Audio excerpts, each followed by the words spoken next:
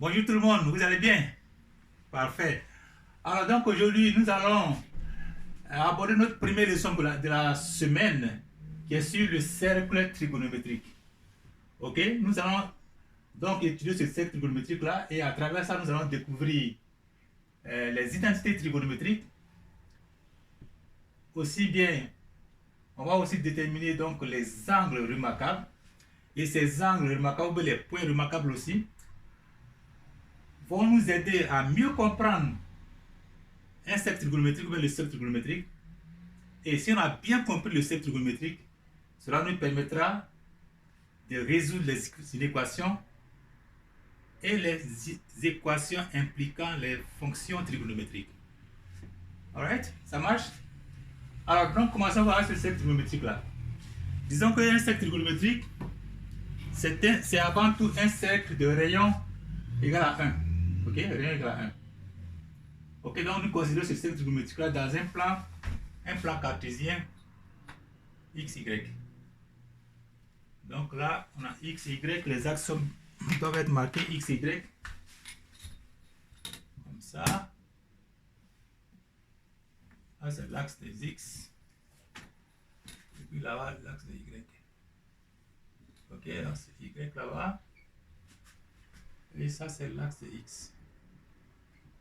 Ok? Considérons donc ce cercle trigonométrique de rayon 1 et un point sur ce cercle-là. Donc, le point là est donc dans un plan cartésien, donc il est caractérisé par des coordonnées X et Y. Donc, on a un premier point, le point P de coordonnées X et Y.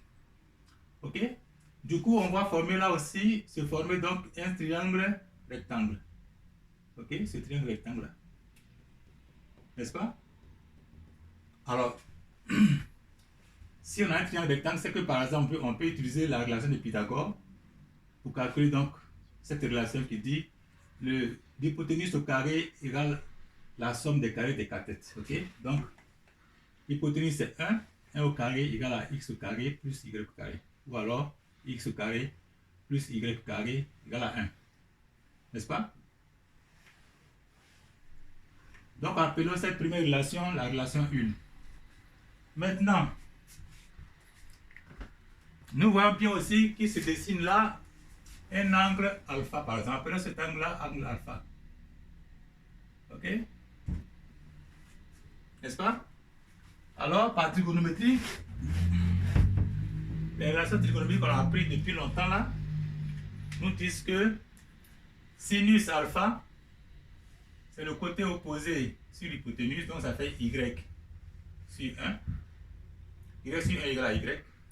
Donc on écrit simplement que sinus alpha égale à y. Sinus alpha égale à y. Pareil, cosinus de l'angle égale à côté adjacent, ce côté-là, sur l'hypoténuse. Donc ça fait cosinus alpha égale à x sur 1, donc égale à x. Donc cosinus alpha égale à x. Et là, on a notre deuxième relation. Ok? Alors, puisque la relation 1 et la relation 2 vont nous donner alors que x au carré qui est cosinus x est cosinus alpha au carré, y c'est sinus alpha, donc y au carré ça fait sinus alpha au carré. On obtient alors cosinus carré plus sinus carré, cosinus carré alpha plus sinus carré alpha égale à 1. Ça, c'est la première identité trigonométrique. Ça s'appelle la première identité trigonométrique. Ok? Alors, maintenant, nous allons considérer le reflet de ce point-là, d'une part par rapport à l'axe Y. Donc, si on le reflète par rapport à l'axe Y, on va obtenir un autre point ici, le point 2. Et là, et ce point-là aussi, si on le reflète par rapport à l'axe, là aussi on peut obtenir son reflet. Ok? Là, on va obtenir ici le point P3. Pardon.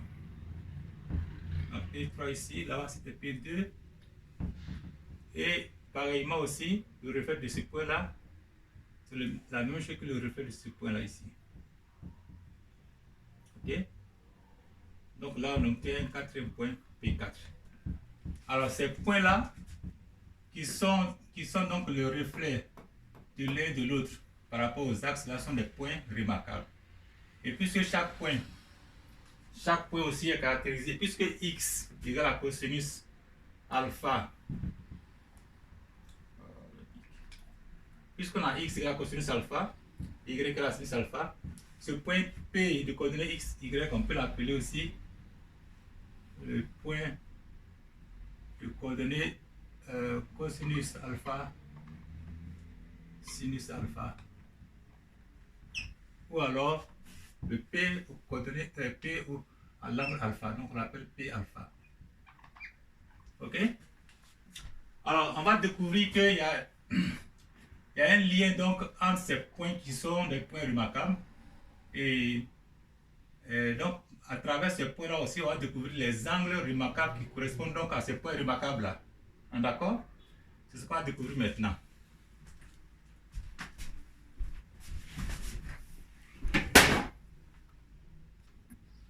Alors donc, comme j'avais dit auparavant, lorsqu'on place maintenant les points P2 qui est le reflet du point P1 par rapport à l'axe des ordonnées, ainsi de suite, P3 qui est le reflet de P2 par rapport à l'axe des abscisses ici, et P4 qui est le reflet de P3 par rapport à l'axe des ordonnées, ou alors P4 qui est le reflet de la réflexion du point P1 par rapport à l'axe des X, on obtient alors ces quatre points-là sont donc appelés les points remarquables. Alors, avant d'aller plus loin, on marque les angles. Donc, on ici c'est 0 degré, là c'est pi sur 2, ou alors 90 degrés. Ok? Et là c'est pi, ou alors 180 degrés. Ainsi de suite. Là, ça fait 3 pi sur 2. 3 pi sur 2. Ou alors 270, égale à 270 degrés. Ainsi de suite. Et là, on revient là, on a 2 pi. Ok? Alors, qu'est-ce qu'on remarque? Comme j'avais dit, ce point P1, on peut, dans ce point P1 à l'axe alpha, a pour coordonnées cosinus alpha, sinus alpha, ou alors x et y, donc cosinus alpha égale à x, y égale à sinus alpha. Pour ce P2 là, qu'est-ce qu'on remarque? On voit que son angle là, l'angle par rapport à 0, donc on le prend par ici, jusqu'à là, et cet angle là est égal à tout l'angle, égal à l'angle pi, je vais marquer le pi en chose, en vert. Donc tout l'angle là, tout l'angle là, d'ici là, c'est pi, ça fait 180 degrés, moins alpha, donc ça fait, cet angle là c'est pi moins alpha. Ok? Si on a, parce que les angles se comptent anti-horaires, les angles positifs sont donc anti-horaires, et donc quand on considère le même angle, ça va absolument le sens pro-horaire ou le sens horaire, ça devient moins alpha. Donc tout l'angle, cet angle là, c'est tout l'angle pi moins alpha. Ok? Alors donc qu'est-ce qu'on remarque? Le point P2 qui est là, marque P2 ici, a pour coordonnées, c'est donc l'angle qui est là, ça s'appelle pi moins alpha comme j'ai dit. Donc P2 à l'angle pi moins alpha a pour coordonnées cosinus pi moins alpha, sinus pi moins alpha, pareil comme cosinus alpha, cosinus de l'angle plus sinus de l'angle. Ok?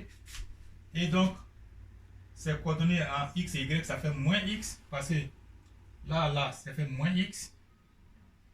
Là, c'est moins x. Ok? Et y, c'est le même coordonnée y qui est là. Donc, pareil, cet angle qui est là, qu'on trouve ici, c'est en fait alpha qui est là, plus 180 degrés. C'est-à-dire, là, c'est un angle plat, n'est-ce pas? Et là, c'est un angle plat. Or, on commence à compter à partir de là, ça veut dire qu'on a déjà alpha d'abord, plus le pi. Donc, ce point qui est là, il est à l'angle pi plus alpha. Il a pour coordonnées moins x, ouais, moins x, et puis le y est là, moins y. Parce que si ça c'était xy, c'est que là, ce point qui est là, c'est moins x et puis moins y. N'est-ce pas? Moins x, moins y. Ok? Donc, il a l'angle pi plus alpha, donc ses coordonnées aussi sont en termes de cosinus et sinus, ça fait cosinus de pi plus alpha et sinus de pi plus alpha. D'accord? Et le quatrième point, P4, qui est le reflet de P1 par rapport à l'axe des X, donc il a l'angle moins alpha, on voit moins alpha qui est là, moins alpha, et donc il a pour coordonnées cosinus de moins alpha et sinus de moins alpha. D'accord? Ou alors, en termes de X, on a, donc ça c'est le X qui est là encore. En termes de X et Y, tout ça là, c'est le X, donc c'est le X, mais le Y il est négatif. Donc c'est X, X et puis moins Y. Donc X et puis moins Y. D'accord? Avant, donc, avant, toutes ces relations-là nous permettent d'obtenir donc, on peut donc parler des points remarquables pour obtenir des angles remarquables. Mais avant ça, il faut que je considère un peu l'angle qui est là. On va considérer le triangle qui est là. Ce triangle-là. Vous voyez l'angle qui est là, l'angle en bleu. L'angle en bleu là. L'angle en bleu là, sa valeur c'est quoi? C'est tout l'angle pi sur 2, c'est tout. De là à là, c'est pi sur 2. Là à là, c'est pi sur 2. Donc ce qui reste, c'est pi sur 2 moins ce qui est là, n'est-ce pas? Donc ça, quand on va comme ça là, c'est moins alpha. Donc ce qui reste, ça fait pi sur 2 moins alpha. Donc j'écris là pi sur 2 moins alpha. Et qu'est-ce qu'on obtient? On sait que le cosinus de cet angle là, le cosinus de cet angle c'est là, c'est l'angle, c'est le côté adjacent, n'est-ce pas? Et puis le sinus c'est le côté opposé. Donc on obtient alors que cosinus de pi sur 2 moins alpha. Le cosinus là c'est quoi? Cosinus c'est l'angle adjacent, le côté adjacent. Or le côté adjacent c'est quoi? C'est sinus de alpha. Sinus alpha, donc ça fait sinus alpha. Sinus alpha. Et ensuite le sinus, on a aussi le sinus de cet angle pi sur 2 moins alpha égale aussi à le sinus qui est là. Le sinus c'est le côté opposé sur l'hypoténuse. Le côté opposé qui est là, ça fait cosinus de alpha. Donc ça fait cosinus alpha. Ok? Alors donc, ça c'était une identité trigonométrique aussi. On va donc tout ce qu'on vient de voir là, je vais les exprimer en équation sous cette forme là aussi. Ok? C'est ce qu'on va voir maintenant. Alors donc je répète ici, cet angle qui est là, l'angle qui est là, il est égal à quoi? Tout l'angle qui est là, qui est pi sur 2, moins ce qui est là. Donc l'angle qui reste là, c'est tout l'angle qui est là, qui est pi sur 2 ou bien 90 degrés, moins pi, moins alpha. Donc ça fait ce qui est écrit là. L'angle marqué en bleu, c'est pi sur 2 moins alpha. Alors, dans ce cas-là, si tu considères alors le triangle qui est là, okay, qui font 90 degrés ici, donc le côté opposé il est là, n'est-ce pas? Et puis le côté adjacent c'est là. Ok? Comment on calcule le côté opposé adjacent? En fait, cosinus sinus, n'est-ce pas? Donc cosinus de cet angle là égale à ce côté là divisé par l'hypoténuse. Or ce côté là c'est quoi? C'est y qui est égal aussi à sinus alpha. Donc cosinus de pi sur 2 moins alpha égale à sinus alpha. Ok? Ça s'appelle la relation 4. Ok? Et puis la relation 4. Relation 4. Si on considère ça comme la relation 3. Ok? Ok? Ensuite, Ensuite, je disais donc par rapport à ce que j'avais expliqué au départ là, je n'ai pas revenu dessus. Vous avez vu la vidéo, vous allez pouvoir la regarder plusieurs fois. Ok? Donc, on obtient une deuxième identité trigonométrique après la première, une deuxième. Ça, c'est la troisième identité trigonométrique dans la relation 5 ici. Donc, voilà, sinus de l'angle là, c'est le côté opposé sur l'hypoténuse. Donc, sinus de pi moins alpha, pi sur 2 moins alpha égale cosinus alpha. Ensuite, on a vu que l'angle qui est là, alpha, et moins alpha, ils ont le même cosinus là, tu vois. La même valeur de x qui est là. Donc, cosinus alpha égale à cosinus moins alpha. D'accord? Donc là, c'est relation 5. Et ça fait la première, deuxième, troisième, quatrième identité trigonométrique. Ensuite, on a vu que sinus alpha, c'est-à-dire le y qui est là, est le même ici. Donc, sinus alpha égale à sinus de x, sinus de moins alpha. Parce que moins alpha qui est là, son sinus il est ici. C'est le moins y alors. Donc, sinus de alpha égale à sinus de moins alpha. Donc, ça fait la septième relation. Première identité, deuxième, troisième, quatrième, cinquième identité trigonométrique. Et l'autre identité trigonométrique, c'est cosinus plus 2 égale à cosinus de pi. Pi plus alpha égale à cosinus de pi moins alpha égale à cosinus de moins alpha. Où on voit ça? Voilà l'angle. L'angle qui est là, tout ce qui est là, d'ici là, ça là, hein? L'angle qui est là, jusqu'ici, c'est alpha plus un angle plat. Donc ça fait pi plus alpha. D'accord? Et son cosinus, c'est ce qui est là. Et son sinus, il est là. Donc, pareil. Alors, on obtient donc cette relation-là.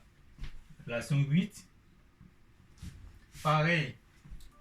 Pareil pour le sinus aussi, on obtient donc la relation 9 ici. Ok? Ok? Alors, avec ça, donc à partir du cercle trigonométrique, on a pu donc établir les angles remarquables de façon générale. C'est-à-dire qu'on ne connaît pas la valeur de l'angle alpha ici, on ne connaît pas ça encore. C'est ça le plus, c'est ce qui est beau dans tout ça. Maintenant, quand on va pouvoir remplacer le alpha par des angles bien définis comme les 30 degrés, 60 degrés, 90 degrés, tout et tout, là on va pouvoir lire donc, vous allez pouvoir donc comprendre le fonctionnement de votre cercle trigonométrique que vous avez à la maison avec des numéros dessus, avec des chiffres, avec les angles, les angles bien connus. Et partant de là aussi, les valeurs de ces angles-là, en tant que cosinus alpha, sinus alpha, comme vous pouvez le voir sur votre cercle trigonométrique. Donc, maintenant qu'on a compris ça, on a compris le fonctionnement, on va pouvoir utiliser le cercle trigonométrique pour résoudre les équations et les inéquations. C'est ce que nous allons voir maintenant. Ça marche?